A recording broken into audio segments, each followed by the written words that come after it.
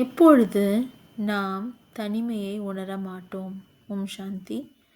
பாப்தாதா குழந்தைகளுக்கு தங்களின் அன்பு மற்றும் ஒத்துழைப்பின் மடியில் அமர வைத்து நம் இலக்கை அடைய செய்கின்றார்கள். நீங்கள் குழந்தைகள் வெறுமனே பரமாத்மாவிற்கு அன்பிற்குரியவர்களாக ஆகி மடியில் சேர்ந்து விட்டால் அப்பொழுது உழைப்பு அன்பில் மாறிவிடுகின்றது. அன்பில் சாய்ந்து விட்டு ஒவ்வொரு காரியமும் செய்ய வேண்டும்.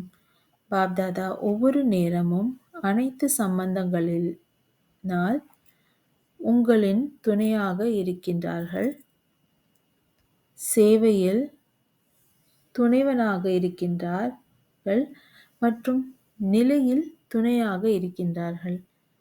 அனைத்து சம்பந்தங்களினால் துணை புரிய அவர்களை ஆஃபர் செய்கிறார்கள். நீங்கள் வெறுமனே பரமாத்மாவின் அன்பிற்குரியவர்களாக ஆகி மற்றும் எப்படி நேரமோ அப்படி சம்பந்தத்தை துணை வைத்துக்கொண்டால் தனிமை ஃபீல் ஆகாது. ஓம் சாந்தி.